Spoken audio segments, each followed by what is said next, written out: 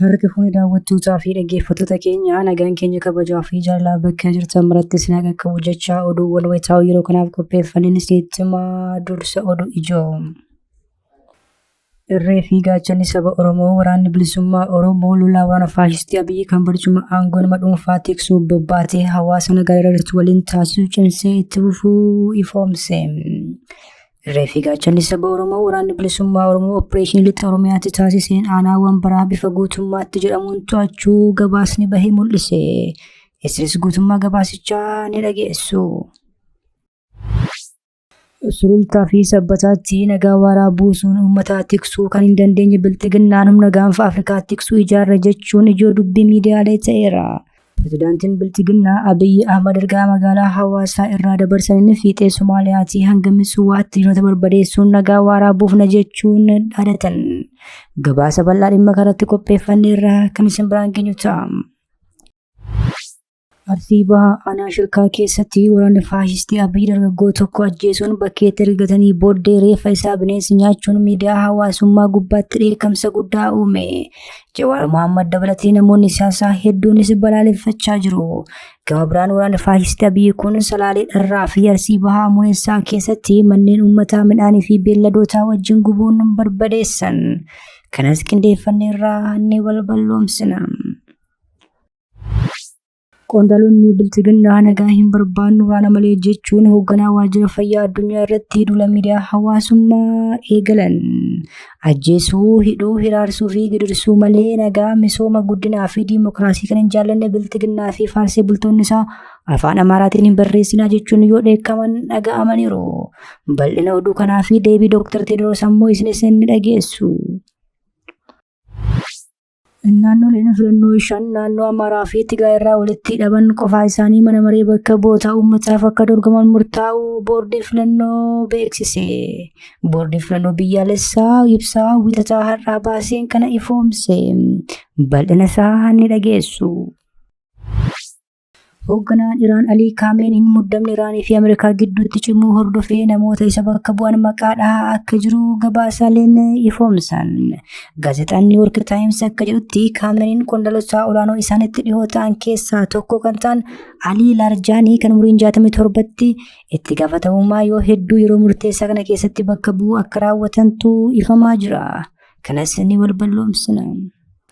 Odeeffannoo wayitaawaa Impaartii fi Oromiyaa keessaa argachuuf toora YouTube chaanalii kanaa subscribe, like, share taasisaa jechaan gara oduu bal'inaan qopheeffannetti isin dabarsam. Irree fi gaachanni saba Oromoo waraanni bilisummaa Oromoo lola waraana faashistii Abiyyi kan barcuma aangoo nama dhuunfaa tiksuuf bobbaatee hawaasa nagaa irratti waliin taasisu cimsee itti fufuu ifoomse. Irree fi gaachanni saba Oromoo waraanni bilisummaa Oromoo opereeshinii lixa Oromiyaatti taasiseen aanaawwan biraa bifa guutummaatti jedhamuun to'achuu gabaasni bahee mul'ise. Bilxiginnaan waraana kaabaa Impaartiitti geggeessuuf jiru wajjin wal qabatee yeroo waan qabee gadhiisu wallaalee jiru kanatti irree fi gaachanni saba Oromoo waraanni bilisummaa Oromoo lola bakkeewwan hedduutti geggeessaa jiruun injifannoo culuqaa galmeessaa akka jiru maddeen gabaasaniiru. Torban darbe keessa waraanni bilisummaa Oromoo magaalaa Finfinnee irraa fageenya kiiloomeetira 35 irratti kan argamtu aanaa mul'atu to'achuun ni yaadatama. Irree fi gaachanni saba Oromoo waraanni bilisummaa Oromoo lola aanicha taasiseen humnoota koomaandoo bilxiginnaa hedduu ajjeesuun kaan immoo ari'ee magaalaa Finfinnee fi Buraayyuutti galche. Kana malees milishoota bilxiginnaa hedduu sirraa ajjeeseera. Gabaasni Masarat miidiyaan qabatee bahee akka ifoomsutti yoo ta'e ammoo waraanni bilisummaa Oromoo naannoo Beenishaangul Gumuz godina Matakkal aanaawwan biraa guutummaa guutuutti bifa jedhamuun to'annaa isaa jala oolfateera.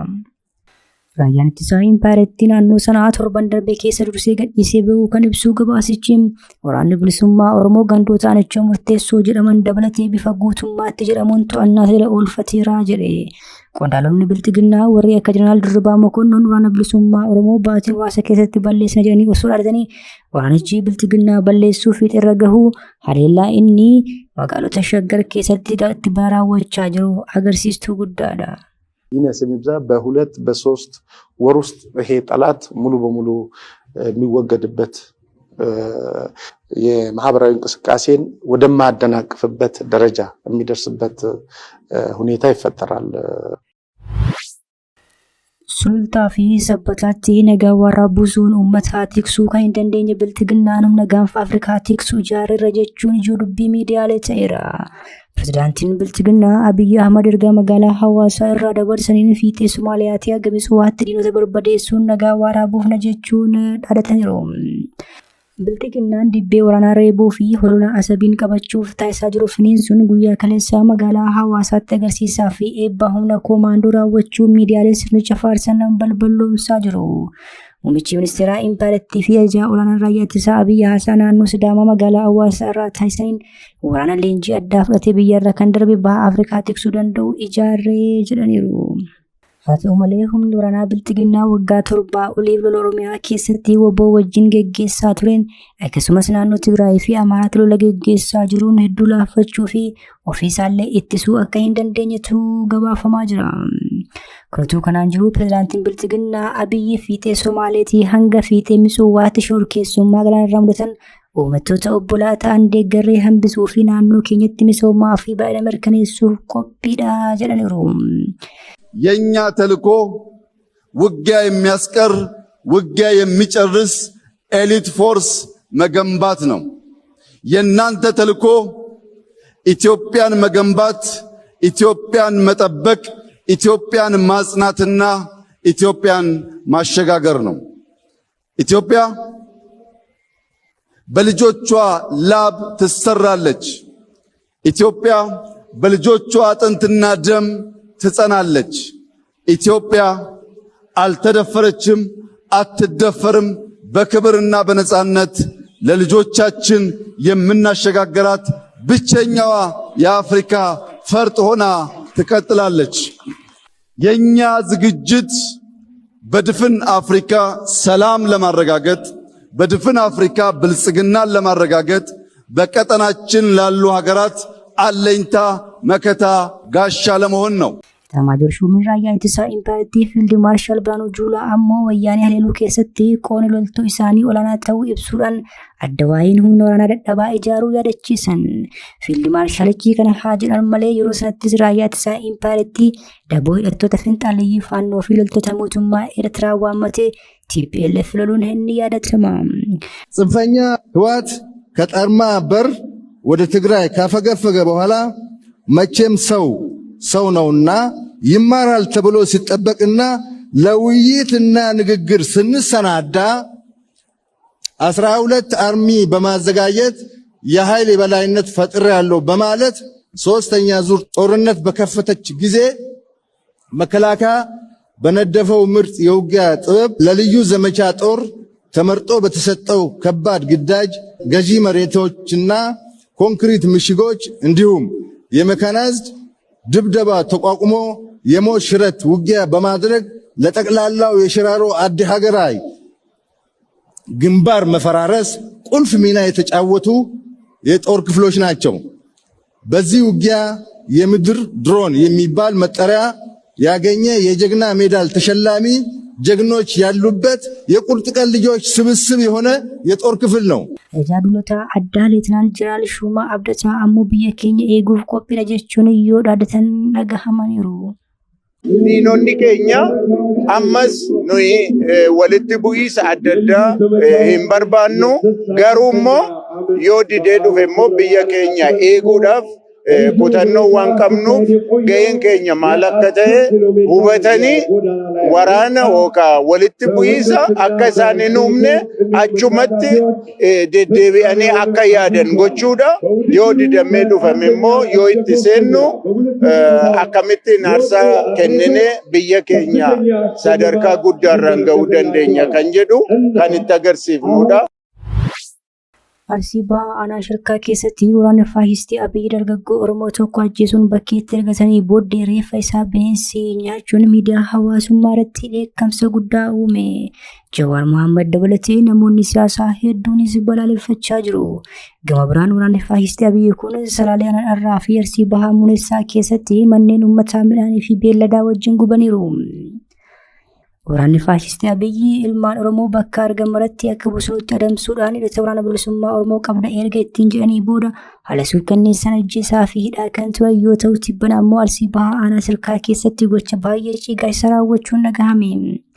Waraanni faashistii Abiyyi kun dargaggeessa maqaan isaa Umar Cirroo kan jedhamu rasaasaan erga ajjeesanii booda maatii isaatiin gatii rasaasaa kaffaltan malee reeffa hin fudhattan jechuun reeffa dhorkatanii.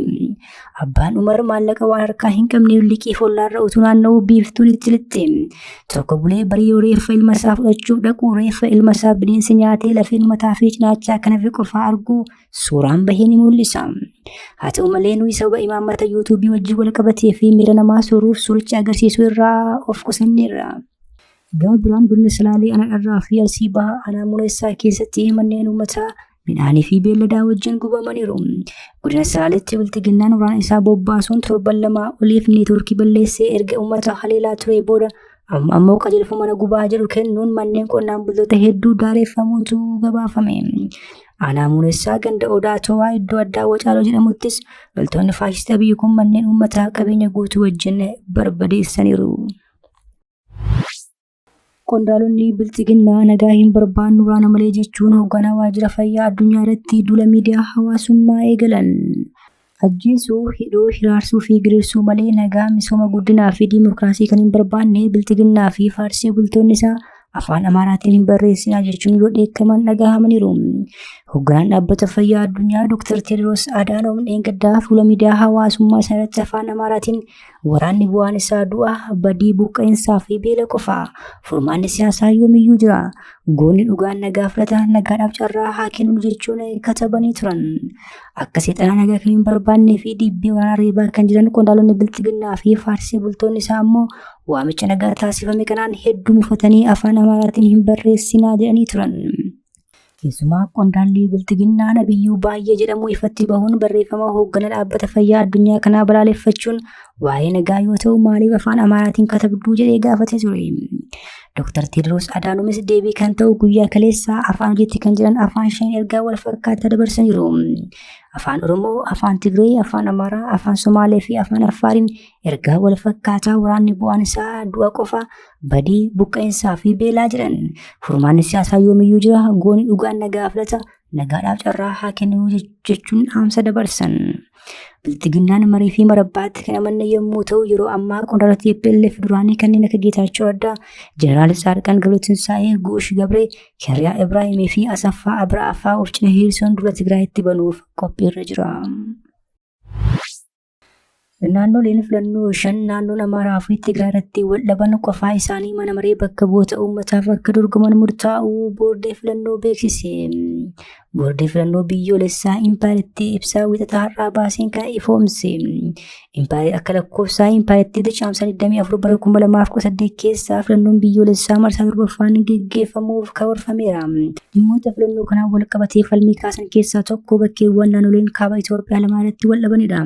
Boordii filannoo naannolee fi buufataawwan filannoo galmee filattootaa geggeessuuf jiru akka lakkoofsa Impaayiritti 22 bara 2018 faara taasise. Kana hordofees manni maree federeeshinii Itoophiyaa xalayaa akka lakkoofsa Itoophiyaatti amajjii 25 bara 2018 barreesseen dhimma bakkeewwan wal dhabaniitti ka'ee kanaa murtee dabarsuu ifoomse. Akkaataa dhibdee kanaan bakkeewwan dhibdeen itti ka'uu haga furmaata argatutti mootummaa naannoo Tigraay ala ta'an qofaa isaanii kallattii mana maree bakka bu'oota uummataatti filannoof akka taasisu akka dorgoman ifoomse. Bakkeewwan kunneenis bakkeewwan akka Humaraa, Addimraatsii, Korama Filaa, Xallamtii fi Raayyaa Allamaaxaa ta'uu eere. Kunuutuu kanaan jiru bulchiinsi yeroo Tigraay ibsa baaseen uummanni Tigraay uummata cunqurfamoo biroo waliin ta'uun qabsoo hadhaa geggeessee fi wareegama ulfaataa kaffaleen heera mootummaa uummattoota hunda walqixxummaan tajaajiluu fi sirna federaalaa diimokiraatawaa haaraa ijaaruu keessatti gahee olaanaa taphachuu yaadachiise.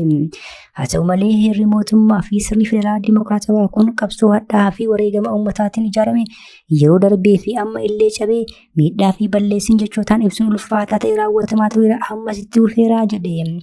Amma immoo ifatti heera mootummaa fi waliigaltee Piriitooriyaa cabsuun murtiin daangaa heera mootummaa Tigraay balaaf saaxiluu darbeera jechuun murtii darbe kana balaaleffate. Bulchiinsi yeroo Tigraay murtii mana maree sagalee uummataa Tigraay hin qabne kana cimsee balaaleffata. Akkasumas murtiin balaa qabu kun bu'aa hammeenyaa fiduu danda'u tilmaama keessa galchuun saffisaan akka sirreeffamuu fi irra deebiin akka ilaalamu cimsee gaafataa jedhee ibsa waaree booddee baaseen. Gorsaa ministeera muummee obbo Geetaachoo Raddaanis xalayaa barreeffama kana qeequun rakkoo hammeessuun alatti furmaata waaraa hin fiduu jedhaniiru. Hoogganaan Iraan Alkaameniin muddamni Iraanii fi Ameerikaa gidduutti cimuu hordofee namoota isa bakka bu'an maqaa dhahaa akka jiru gabaasaaleen bahan ifoomsan. Gaazexaan New York Times akka jedhutti Kaameniin qondaalota olaanoo isaanitti dhiyoo ta'an keessaa tokko kan ta'an Alii Laarjaanii kan umurii 67tti itti gaafatamummaa ijoo hedduu yeroo murteessaa kana keessatti bakka bu'uun akka raawwatan bakka buusuu ibsan. Laarjaaniin nama siyaasaa fi ajajaa duraanii koorporeeshinii eegdota warraaqsaa Islaamaa amma mana maree nageenya biyyoolessaa olaanaa kan hoogganu yommuu ta'u, deebii biyyattiin mormii keessoo hariiroo fi mariin niikuleer irratti kennitu kan geggeessu ta'a. Gabaasni kun gaaffii fi deebii qondaalota olaanoo Iraan ja'a kanneen keessaa tokko waajjira hoogganaa olaanaa waliin hidhata qabaa fi miseensota eegdota warraaqsaa Islaamaa 3 akkasumas dippiloomaatota Iraan duraanii fi gabaasa miidiyaalee Iraan irraa argame kan wabeeffatedha. Qondaalonni fi miseensonni garichaa dhimma keessoo irratti yaada kennuu isaaniif maqaan isaanii akka hin dhagahamnes gaafataniiru. Akka karoora kanaatti namni siyaasaa kun dhiibbaan isaa suutaan dabaluun mormii keessoo to'achuu, michoota akka Raashiyaa waliin quunnamtii qabaachuu, Kaataarii fi Oomaan dabalatee qooda fudhattoota naannoo waliin hojjechuu fi mariin niikuleeraa Waashingitan waliin taasifamu hordofuu dabalata. Qondaaltonni akka gabaasanitti Kaameniin haleellaan waraanaa yookiin yaa'ii ajjechaa hoogganaa olaanaa kana dabalatee hooggantoota olaanoo biratti yoo raawwatame dhaabbileen mootummaa itti fufinsa akka qabaataniif qajeelfama kan kennu ta'a jedhame. Akkasumallee hoogganaan haala rakkisaa murtoo kennuu hin dandeenye irra yoo jiraate dhimma waraanaa fi mootummaa irratti namni kun akka murtee kennu ta'a jedhameera. Kabajamtoota hordoftoota keenya oduun sa'aatii kanaaf qabannee dhiyaannee kan nagaa ammaatti hordoftan ture. Oduu biraan hanga walitti deebinutti nagaa ta'a.